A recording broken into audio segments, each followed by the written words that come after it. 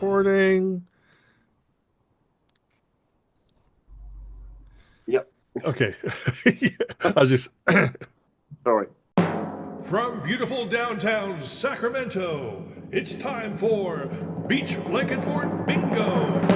Beach blanket fort bingo. Beach blanket fort bingo. Fort bingo. Spouse has got a show when you really want to know what's going on. Yeah, yeah, yeah. Beach blanket fort bingo. Fort bingo. Art and music, golden view, and your favorite comics too. Grab a spot and settle in, 'cause it's high time we begin. Beach blanket fort bingo podcast. Yeah, yeah, yeah.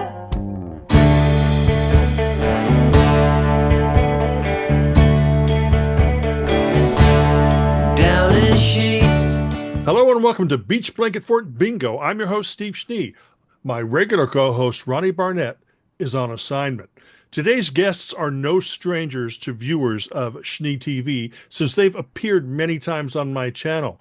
Both Reg Mombassa and Peter O'Doherty used to be members of Mental as Anything, but they formed DOG Trumpet as a side project in the early 90s. Since 2000, DOG Trumpet has been a full-time musical project for brothers Reg and Peter, and they have just released Live Forever, their finest album to date.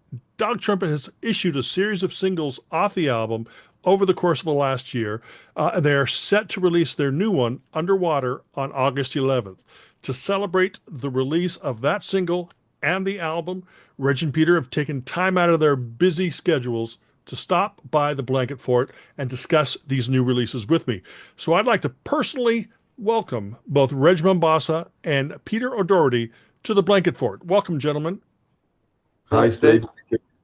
Nice to be here. Yeah, I always welcome you guys on my channel. If we could do live streams every day, then I would do it. But I think you guys are a little bit busy for that.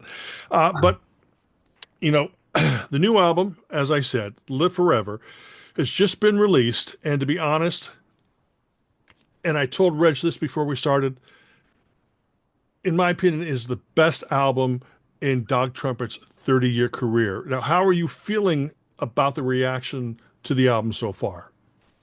Oh, it's been pretty positive so far. We're very happy with it actually, and we've been doing a few gigs too, and they've been going over well.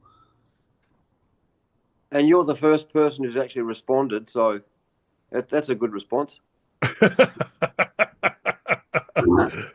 Now, this for years, I've loved DOG Trumpet albums all throughout the years, and you guys know that. This was always my favorite until Live Forever came out. I think as a whole, this album holds together much better. When you began writing and recording, did you approach this album as at a different angle? Because this seems to me to add more layers of emotion, and there's more depth to this album than albums in the past. Well, that's partly accidental, I'd say, because we didn't really do anything particularly different in the actual songwriting. We just always approach each album with, just a collection of songs that we bring to the kitchen table. We work them up, one at a time, and over a couple of years, we'll usually accumulate enough material for an album. So this was similar to that, but probably what the difference is, where the band has kind of firmed up, as a live band. We've now got Declan, my son, Declan O'Doherty, another O'Doherty in the family, playing drums and also doing co-production and doing the mixing. So I'm sort of taking a bit of a co-pilot chair in the mixing chair. And I mean, all the previous albums I've done as the producer and mixer myself. So that's the big difference, I think, is that I've got someone with fresher ears and a bit more, a wider palette of technical skills than I have, that's for sure. But perhaps the emotional content you're referring to, maybe that's just because the world is in a fractious, difficult state at the moment. Perhaps it's partly a reaction to that. Yeah. I think we've always written songs with a high degree of anxiety included in the emotional content. If there has to be emotional content, it's usually anxiety and fear and stress. So maybe maybe as Reg says, it's just it's ramping up a bit more now. Yeah. Of course, the critical fourth member of the band, apart from the three O'Dohertys, is Bernie Hayes, who's been with you for many, many years. So I got to give kudos to Bernie too, because he's been there a long time. Now you've been rolling out new songs over the last year, Space and Time, the title track, Live Forever, High on the Rocks, Marianne. When you've got a collection of songs this strong, how do you go about choosing the singles or choosing the songs to release? Or do you leave that decision to someone else? No, we kind of talk about it amongst ourselves, and and we get a little bit of feedback from other people as well, which we will also consider. So sometimes we leave the names of the songs on scraps of paper with dogs of dog food, plates of dog food in front of them, and just see what neighborhood dogs take an interest. Now, speaking of Marianne, which was one of the singles and a wonderful version. This is a re-recording of a song that Martin Plaza sang on the Mentals album, Liar, Liar, Pants on Fire, which, by the way, is celebrating its 30th anniversary this year. What inspired you to revisit the song? Because I believe that was recorded before her passing, right? Yeah, it was. It was. It was recorded in 1994 originally with Mental as Anything. I wrote the song after reading her, Marianne's then memoir, fresh memoir that she released around that time.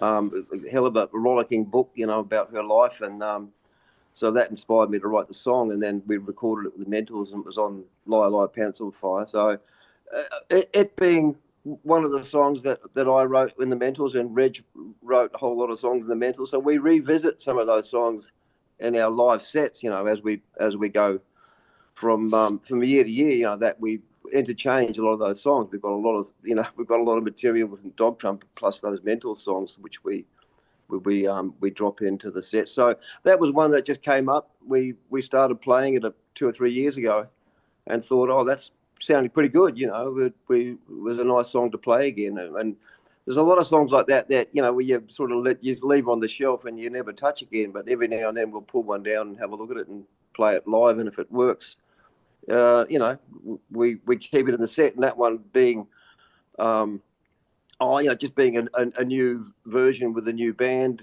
It just came up differently. And Reg was playing, slide, wah-wah slide guitar on it, and it just had a different thing. We added more vocals to it and slightly different feel. So it just had a different take altogether from the original. I added a couple of lines too in the second sort of bridge part of the song. So just to sort of slightly update it, and that was before she died. And then she passed away several months after we released it. Yeah. This reminds me of something that I haven't thought about in years. Is back when the Mentals was managed by Skip, I had befriended Skip. So I had arranged to do this is technology, folks, a fax interview with you guys. So I sent the questions over by fax, and then you guys jotted down answers and sent it back by fax.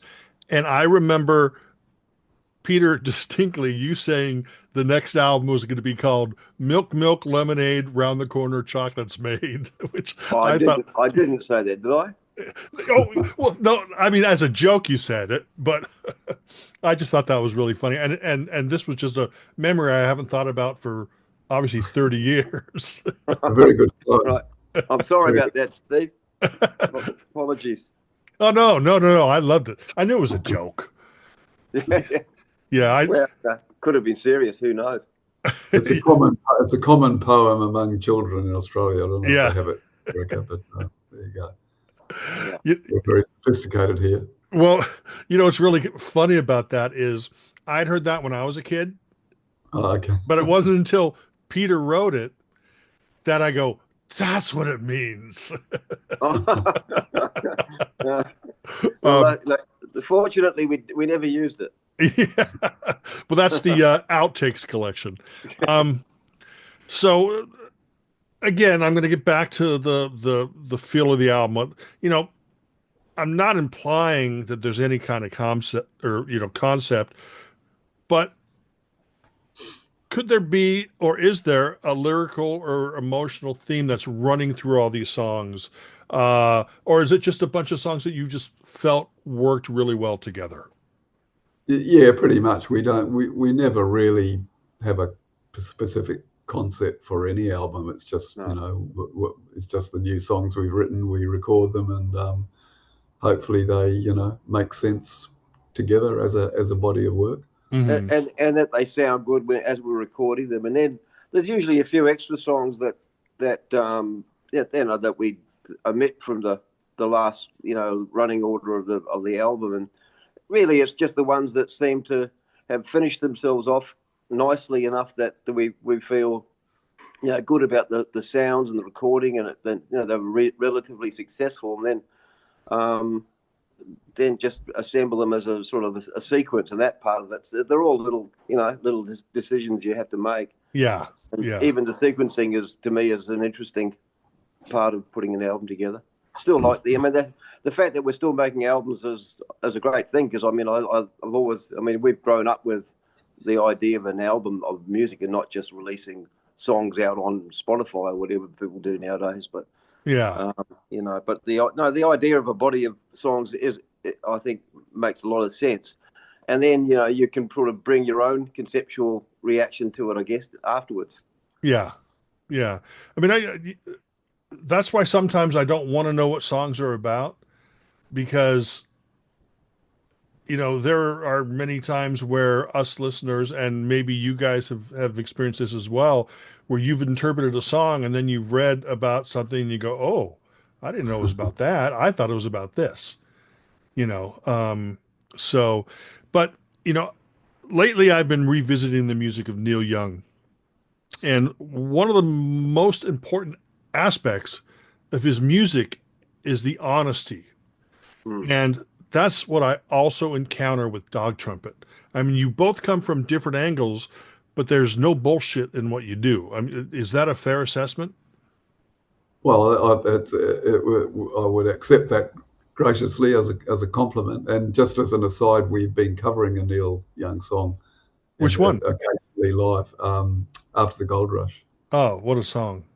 Yeah, beautiful song. And look, and you're right in that, we listen to that kind of music, like Neil Young's, made a whole batch of fantastic records back in the 70s, and afterwards as well. But they're still great records to listen to, just for the sound of the recording, of the way the band is put down on tape together, and the drums and the bass, the rhythm section, everything just sounds so great, so present. Mm-hmm. And I still use records like, I can go to Harvest, and any of those songs on Harvest, and you think, wow, that's just an amazingly beautiful, honest, as you say, honest, direct, authentic recording. Mm-hmm. And so it's a good reference point, put it that way. Yeah, I think that's a thing also about the Dog Trumpet records, is you can't date them, and I don't mean like take them out and buy them dinner, but you can't sit there and go, oh, that was from 1994. That's oh yeah, this is totally from 2013. Because you guys don't record albums that are of their time, oh yeah, we want this to sound modern. Because of that, they end up sounding timeless.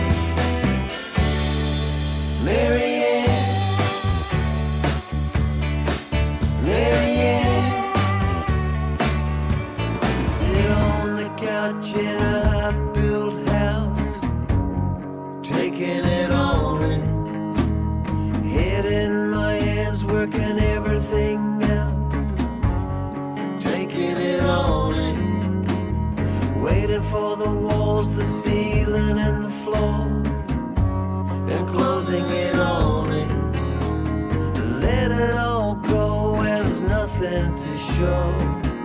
It's a long way down. Sometimes I am afraid of everything in the world, and sometimes I am ashamed to be a human. It's a shame. I'm afraid of beautiful sunsets, a cottage in the woods. I'm afraid of beautiful people, and they all look so good. Were the songs on this on Live Forever, were they, without getting into them, what each song was about, were they inspired by real life or just by daydreaming? Oh, both. Both, I think, a bit of both. Definitely. I mean, some of my songs are reflecting on science and various weird things, and some of Peter's songs are reflecting on family history and And then there's a crossover, and so as Reg has got Ancestral Island and Nobody Knows, and they refer to Ireland, where our father was from, and so just tracing sort of family roots and history and the legacy of your own kind of intimate history is always interesting. They're all sort of kind of like areas that you can dip into for songwriting, and songwriting's hard. Like coming up with new songs, and the lyrics are really it's not an easy thing to do, to pull it off so that you feel like a song is completed. So they're they're themes that we will keep revisiting, I think, and going back to childhood is always interesting too. Just look, not that you want to look backwards, but also then Reg is writing songs about the time and space and the future, and astronomy and a little bit of physics, sort of quasi intellectual.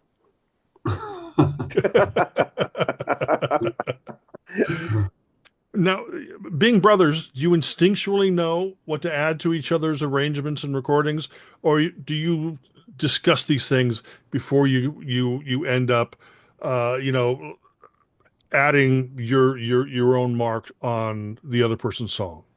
No, we tend to. I mean, we sort of, we write separately the actual, pretty much the lyrics and the melody, but then we jam on the songs and demo them, or the demo often ends up being the track anyway. So we try a few different things, and if you like it, you stick with that. And we record bits and pieces on the phones when we're just jamming, so we remember ideas, and then it's a process of give and take and mess around with things.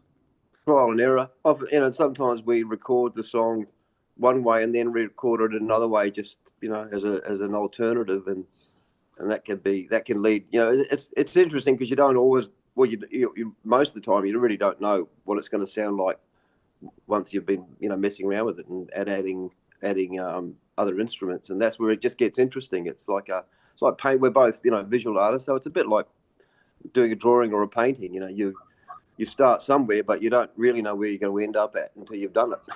Yeah, so. Right. When do you know that the album is finished? Could you have spent another couple months or couple years on making Live Forever, or was there a moment where you just knew, okay, yeah, this album's done?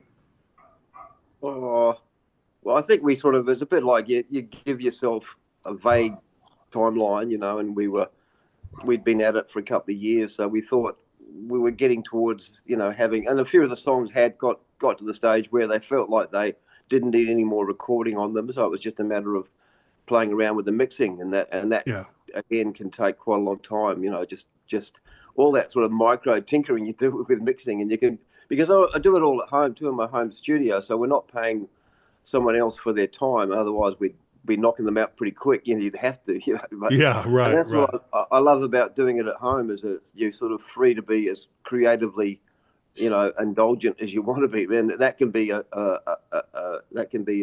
strength, but it also can be a weakness. So, got to go with the flow, see what happens. Yeah. Since Declan mixed the album, did you walk in one day and go, turn down the drums, buddy?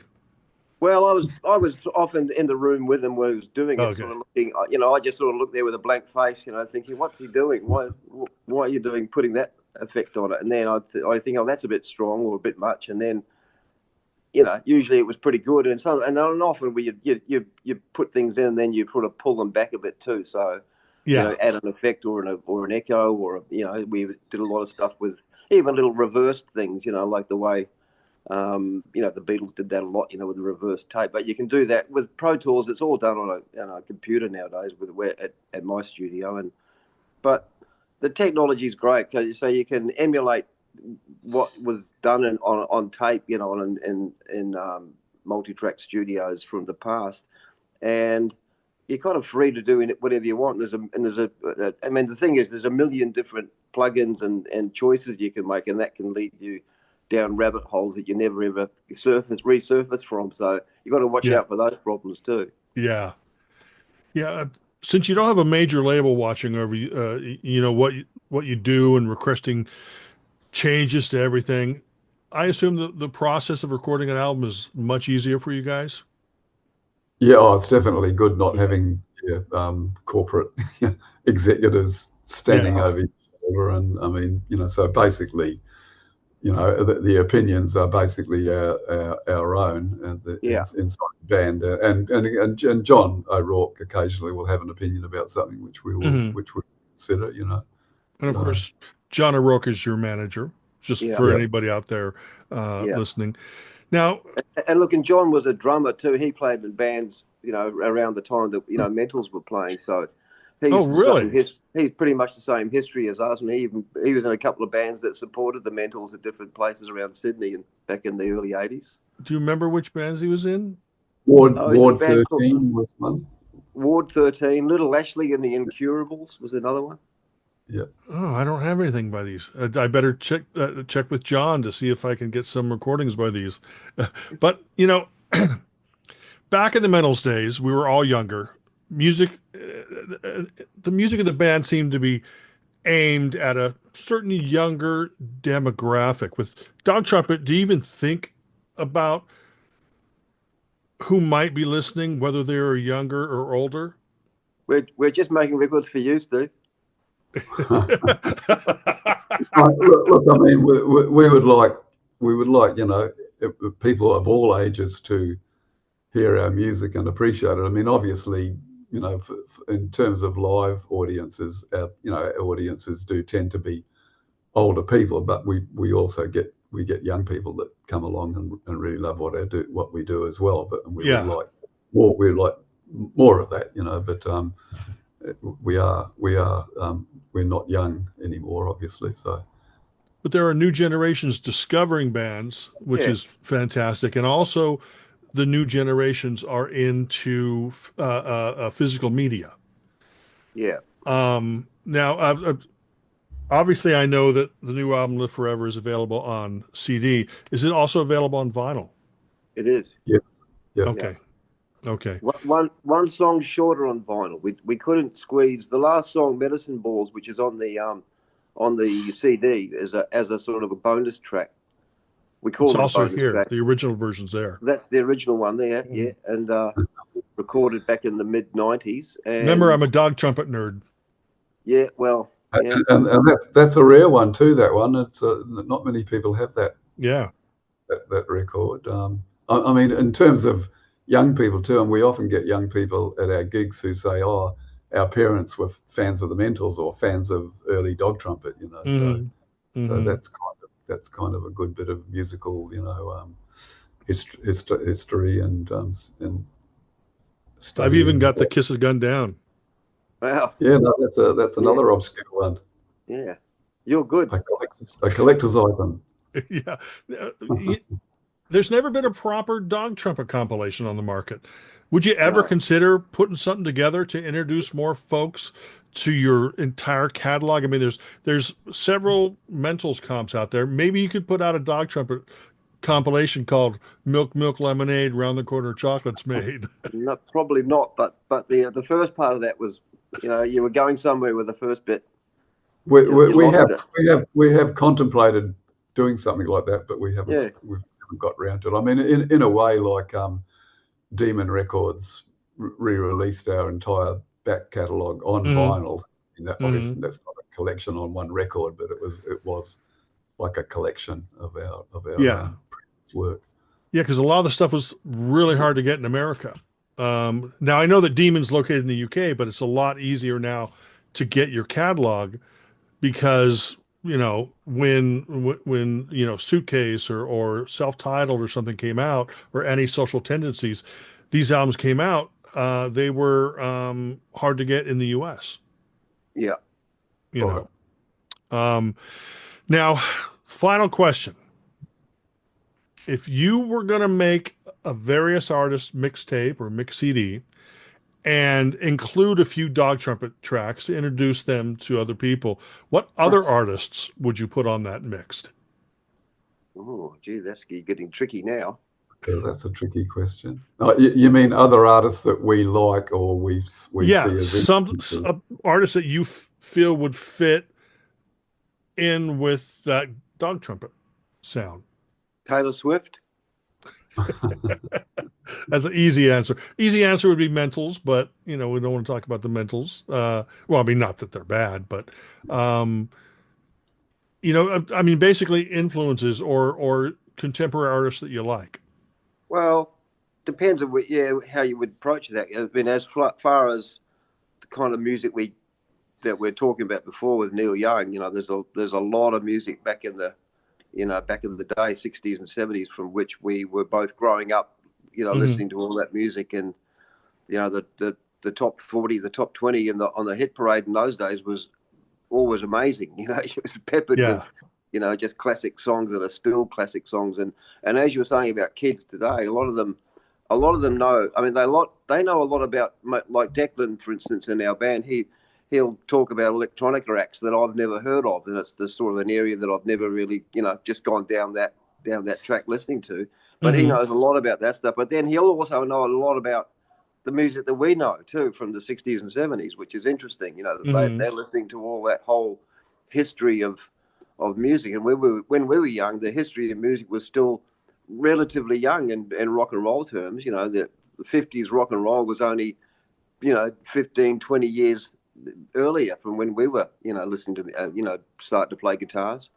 Yeah. I mean, we're also quite influenced by much older music too, like old American country from the 30s and 40s, and old American blues music, and English and Irish folk music. I mean, all those, and jazz. Particularly with Peter. Peter's a fan of a lot of the old great jazz artists. Yeah.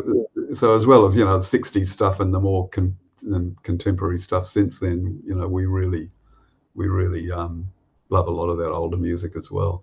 And I think that feeds into, I mean, I know we're sort of ducking the question a little bit, but it feeds into what we do and how we play our instruments. And neither of us are like virtuosos by any means. There's so many guitarists out there who can just play really, like, you can look at them, you think, how the hell are you doing that? And and you can look at like really good, really flash sort of rock blues players and jazz players. I think that's almost like a sort of impossibility what they do sometimes, And and I was listening to like Django Reinhardt, but then Wes Montgomery, and I loved all that whole area of like Thelonious Monk, and there's like incredible stuff that was done with American jazz, and I